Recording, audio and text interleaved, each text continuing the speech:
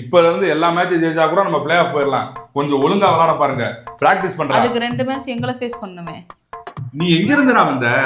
ஏன்டா போட்டு அலை கொடுக்குறிய?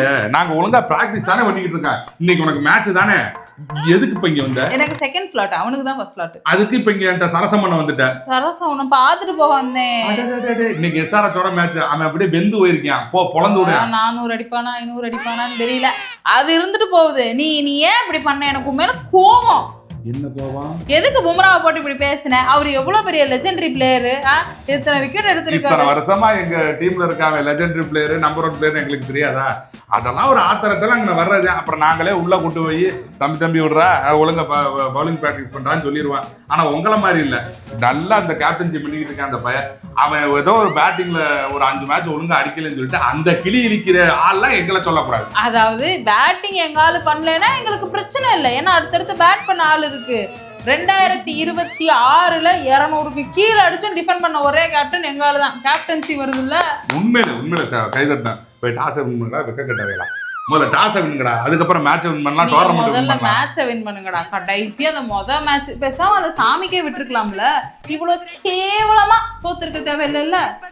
சொல்ல பங்கு என்ன, உச்சி வெயில்ல மொட்டை பாறையில ஒரு சின்ன வாழைக்கண்டா வாங்கிட்டு போய் ஒரே வெட்டு 3 துண்டு வர மாதிரி வெட்டிட்டீங்கன்னா டாஸ் உனக்கு பாசிட்டிவா வந்துடும். ரோஹித் சர்மாஜி நிலைமையெல்லாம் யோசிச்சு பாருங்கடா. டே, அவரு கட்டுன கோட்டையை அவர் கண்ணு முன்னாடி அங்க டோனி கட்டி வச்சிருந்தாரு அவருக்கு தாஜ்மஹால், என் கண்ணுக்கே தெரியல. அதான் சுத்தமா பஸ்மமாக்கிட்டீல.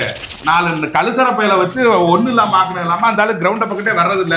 வந்தா நீங்க படுத்துற அசிங்கம் தாங்க முடியாம. முதல்ல பவுலிங் யூனிட் வேணும் தம்பி, அதுக்கப்புறம் எங்களை பேசுங்க. என்ன நாங்க எல்லாம் இம்ப்ரூவ் பண்ணிட்டோம். ஆமா உங்க இதுல இருந்து 2 பேரை தூக்கிட்டு வந்தோம் பாரு. அந்த கலுசர பையில 2 பேர், அந்த சத்துல் தாக்கூரும் அந்த இன்னொருத்தர் சகர்னு ஒருத்தர் இருக்கானே, நல்லா போடுறாங்க பவுலிங்.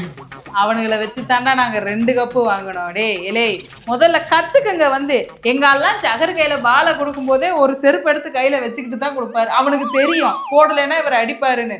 நீங்க என்ன பண்றீங்க, ஃபர்ஸ்ட் எங்ககிட்ட அதை பழகிட்டு போங்க. ஓகே, எனக்கு மேட்ச் இருக்கு, பை பை.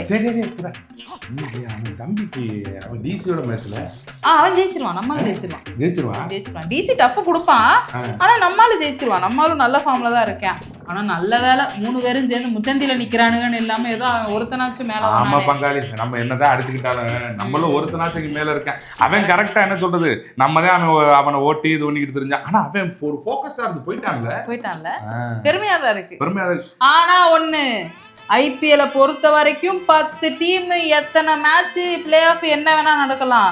2 பேருக்கு நடுவுல தான் போட்டி, 2 கட்சி தான். என்னன்னு கேள்றா? என்னது? ஒண்ணு மும்பை இந்திய கழகம், இன்னொன்னு சென்னை அரசர் கழகம். கழகத்தை கிளப்புறேன், வாய வச்சுக்கிட்டு சும்மாவே இருக்க மாட்டேன். சும்மாவே கழுவி ஊத்திக்கிட்டு இருக்காங்க. அடுத்த கழகத்தை கிளப்பிட்டு போகுது.